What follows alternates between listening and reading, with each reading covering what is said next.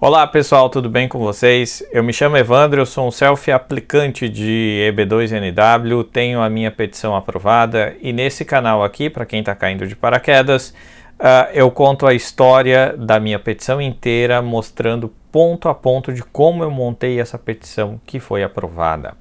Antes de continuar com esse vídeo, se você quer mais informações sobre o EB2NW, como cursos ou mesmo uma mentoria de como você pode montar a sua petição, tá?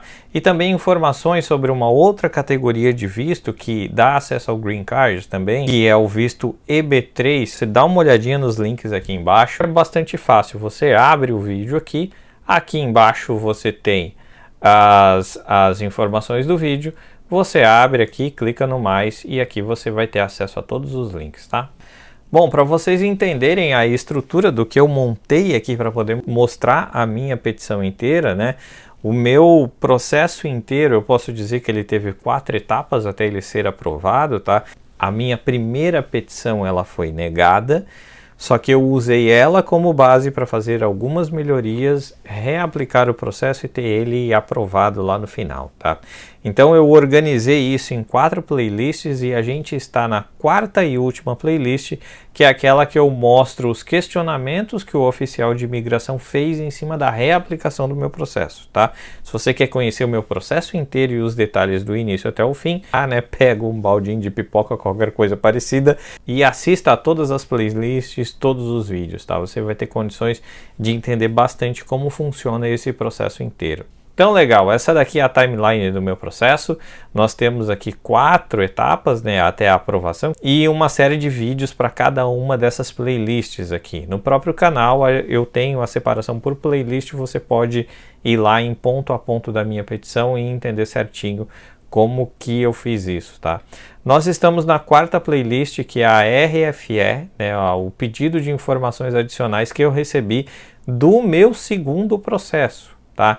Quem está acompanhando sabe que esse processo aqui, ele está muito completo, tá? Muito completo mesmo, com evidências sólidas, tá? E chega a ser muito, mas muito melhor do que vários processos que foram aprovados, tá? Por incrível que pareça. Mesmo assim, o oficial de imigração que avaliou o meu processo entendeu que existiam problemas, tá? E ele emitiu uma RFE do meu processo. Então nesse vídeo aqui nós vamos entender o que foi escrito nessa RFE sem pé nem cabeça, eu já adianto para vocês, e vou falar um pouquinho sobre a estratégia de resposta que eu montei para poder responder aos questionamentos que foram feitos, tá? Bom, até agora eu tenho mostrado para vocês com clareza tudo o que eu montei, como eu montei, o propósito, tá? E eu tenho feito isso da forma mais, sei lá, isenta possível, isenta não, mas não colocando emoção nesse negócio aqui, tá? Tô tentando ser técnico da mesma forma que eu sou nos trabalhos que eu executo. Só que nesse ponto aqui eu tenho que trazer uma parte emocional aqui para vocês, tá? Receber a notificação dessa RFE foi o momento para mim mais difícil nesse processo. Por quê? Porque nesse ponto eu já tinha tido acesso a várias petições, a petições fortes, a petições fracas que foram aprovadas. Eu já estava envolvido em vários outros processos de outras pessoas, eu já vinha ajudando pessoas a terem as suas petições aprovadas e eu recebi uma notificação dizendo que, olha, tudo aquilo que eu montei da melhor forma possível, com evidências sólidas, não foi o suficiente, eu estou sendo questionado sobre isso. Eu estava de férias, estava na praia, sentado sozinho lá num canto, curtindo o ventinho fresquinho da praia e recebi essa notificação, que foi péssimo, tá? Era fim de férias, eu decidi que eu não ia contar isso para minha esposa, eu não contei, né, porque ela já tinha uma expectativa sobre o processo também, a gente já conversava bastante.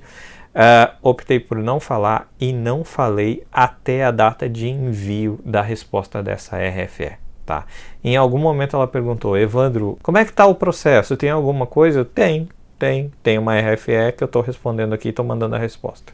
Eu meio que sentei em cima do processo aí, uns 3 meses que era o prazo para responder a RFE, não trabalhei muito em cima dela, eu fiquei pensando sobre o que eu poderia fazer para responder, e eu usei praticamente todo o prazo para fazer essa resposta, tá? Então, vamos lá agora, vamos lá ver essa bendita RFE, né? Por que eu digo que ela não tem pé nem cabeça e como que eu me preparei para responder ela. Bom, para quem vem acompanhando a minha história, sabe que eu montei um processo bastante robusto, com bastante evidências, montei um plano bastante detalhado, para vocês terem uma ideia, né? Um plano profissional de 60 páginas, mais um business plan de aproximadamente 40 páginas, são 100 páginas mostrando passo a passo o que vai ser feito, como vai ser feito e os resultados que isso vai entregar lá para os Estados Unidos, tá? E os resultados entregues de uma forma ampla, tudo aquilo que está no manual que eles querem, tá? Muito bonito, muito bem feito, diga-se de passagem, e muito melhor do que muita coisa que eu já vi sendo aprovada, tá? Mesmo assim, o oficial me manda essa carta. Essa carta aqui, essa RFE, foi emitida no dia 4 de janeiro de 2024. Ela tem 7 páginas, tá? Para quem já teve acesso a várias RFEs, não vou falar uma, mas a várias, vocês sabem que tem várias páginas aqui que o texto é padrão. Então, se eu tirar o que é padrão, vão sobrar 4 páginas aqui, tá? E dessas 4 páginas, existem textos padrões ali dentro também, tá? E ele fala sobre o meu processo.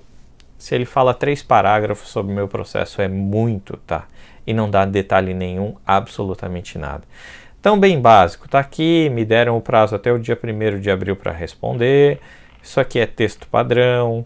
Aqui eles só identificam quem sou eu e a minha priority date, né, que está aqui, né, dia 22 de setembro de 23, que foi o dia que eles aceitaram o meu refile.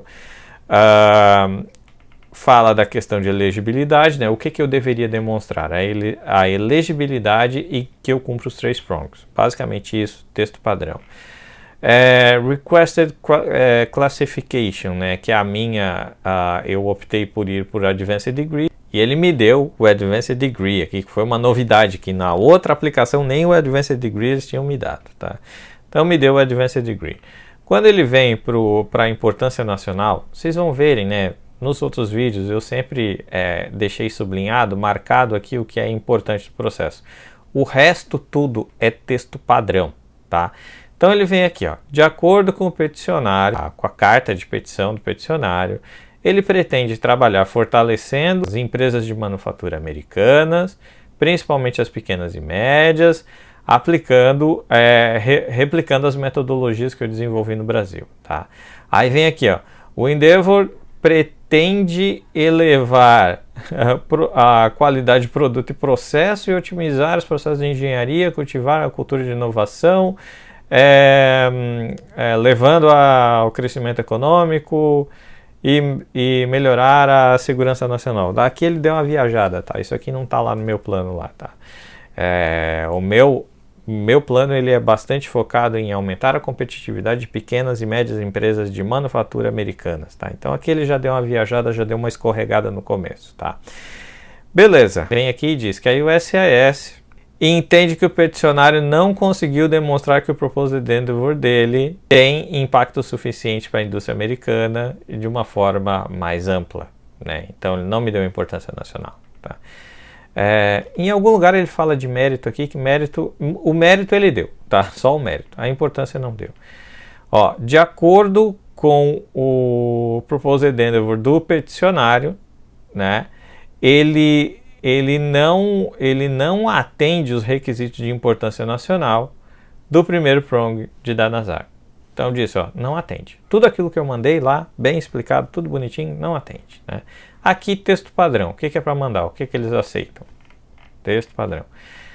Questão de ser bem posicionado, texto padrão, e ele diz, olha o que ele mandou. Ele mandou uma cover letter, as credenciais acadêmicas dele, os certificados, a certificação que eu tenho com a JICA, um plano de negócio, carta de suporte. No entanto, isso aqui não é o suficiente para dizer que ele é bem preparado para executar o que ele está propondo. E ele nem fala o que eu estou propondo, né, e como eu estou propondo, né? Então ele não entra nesse detalhe, tá? Fala que as cartas, que eu mandei várias cartas com detalhes, só que elas não discutem sobre a importância do meu endeavor, tipo, viaja aqui, isso aqui tá claro para mim que esse oficial não leu o meu processo. Então ele talvez tenha lido a cover letter, tá? E ele não foi lá olhar o que tinha na evidência, né? Existem opções. Eu poderia ter pego 100% do que está nos planos e trazer isso para dentro da cover letter. E a cover letter de 23 páginas passaria para 120, né? Ou, que foi a minha opção, eu poderia escrever um resumo do que é e endereçar a evidência. Então ele lê o resumo, entende o que é e vai na evidência se certificar, tá? Foi isso que eu fiz, tá? Então, ou esse officer nem olhou as coisas, tá? Ou ele simplesmente, sei lá, esse processo está aqui incomodando aqui na minha mesa, eu tenho que me livrar dele, para eu me livrar, eu vou mandar uma RFE para ele, tá? Pode ter sido isso, eu não sei, tá? O ponto é que ele derrubou os 3 prongs e me pediu mais evidências, tá? Então essa daqui é a cartinha que não tem absolutamente nada e que, se for olhar, comparar isso com tudo que eu mandei para o meu processo, é quase que uma demonstração clara de que esse officer não leu o processo, ele não apreciou o processo da forma como ele deveria, tá? Então, assim, nesse momento eu comecei a pensar o que eu posso fazer a mais para poder responder isso aqui. O que eu tinha de evidência eu já tinha mandado, né? Então eu já tinha preparado tudo, já estava tudo certo e eu não sabia mais o que mais fazer aqui, né? Todos os elementos estavam lá, tá? Então eu comecei a pensar em cartas de suporte, pensei em enviar talvez umas 3 cartas a mais, tinha isso em mente. Como eu disse para vocês, eu meio que parei, né? Eu deixei o processo parado. Vou ver as outras coisas que eu tenho para fazer e depois eu vejo isso para responder. Não contei para minha esposa, deixei tudo mais ou menos parado. Eu pensei que eu deveria procurar uma pessoa para fazer a defesa para mim. Como assim, né? Tá claro em RFEs e negativas de que os oficiais eles não dão a mínima para o que o peticionário fala, mas eles dão importância para aquilo que uma pessoa importante fale sobre você, tá? É por isso que às vezes as tais expert opinion letters, né, as cartas de opinião de especialistas, elas têm um peso bastante legal, tá, no processo. Eu já tinha mandado uma que ela sequer foi mencionada aqui, né, o que demonstra que talvez o oficial não tenha visto. Então, o que eu pensei? Eu vou procurar uma segunda expert opinion letter, né? Eu comecei a pesquisar experts para escrever essa carta para mim. Eu fugi de ter que pagar por uma carta, nem questão do custo, tá? É porque eu já li várias cartas dessas que você paga para fazer, você recebe a carta, você acha que a carta é linda e maravilhosa, mas quando você começa a receber várias dessas, como eu recebo, né, para avaliar, você vê que as cartas são copia e cola de uma e outra. Agora imagina assim, se isso chega para mim, imagina o que não deve chegar lá para o oficial de imigração. Quantidade de carta que o pessoal está pagando $1.500, $2.000, $3.000 por uma carta dessa de opinião, que é copia e cola de uma da outra, tá? Então, eu queria uma carta orgânica e específica para o meu processo. Então, eu procurei vários experts, tá? Já resumindo aqui, eu entendi que a minha resposta deveria ser uma expert opinion letter, nada mais, tá? É claro, eu mandei mais coisas que mais para frente eu vou mostrar para vocês, mas era basicamente uma expert opinion letter fazendo a defesa do meu pleito completa, tá? Defendendo os 3 prongs, tá? Então, o que eu fiz? Eu entrei em contato com vários experts, recebi um monte de não, tá? Então, assim, eu tô acostumado com isso, tá? As coisas nunca foram fáceis para mim, né? Então eu recebi vários nãos, tá? E recebi um sim. Esse um sim é de quem? Eu encontrei, né, nas minhas pesquisas, e eu usei isso no processo também, tá? Eu encontrei uma tese de mestrado que fala sobre o programa de consultoria que eu ajudei a construir, tá? Eles fizeram uma análise econômica dos resultados expandidos que isso teve aqui no Brasil. Só que o autor é um mestrando e o currículo dele não tem um peso tão grande. Então, o que eu fiz? Eu fui ver quem orientou ele, né? O orientador dele, aí sim, um PhD em economia. Eu entrei em contato com ele, me identifiquei, falei sobre o meu processo, por que eu precisava de ajuda e ele topou me ajudar. Eu me propus a eu mesmo escrever um esboço dessa carta, eu entreguei o esboço para ele, ele validou, concluiu isso e me entregou essa carta, tá? Depois eu vou mostrar como que ela foi organizada. E basicamente foi isso, tá? A resposta da minha RFE é um expert fazendo a defesa do meu pleito, né? É a minha defesa, só que com o currículo e a assinatura dele, tá? Basicamente isso, tá? E o que mais? E eu mandei algumas coisas que eu tinha deixado guardado, que eu entendi que eu não precisava, mas que talvez poderiam servir numa resposta de RFE e serviram, tá?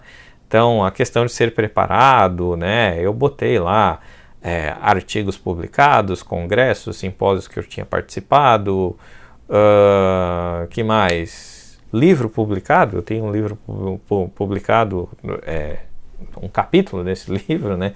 Na verdade eu tenho mais, mas assim, que foi escrito com a finalidade de ser transformado em livro, não era um artigo, eu tenho um.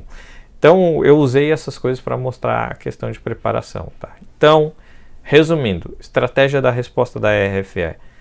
Um expert falando exatamente o que eu queria, tá? E fazendo a defesa do meu pleito, e essas evidências adicionais que demonstram que eu estou preparado para executar esse Proposed Endeavor.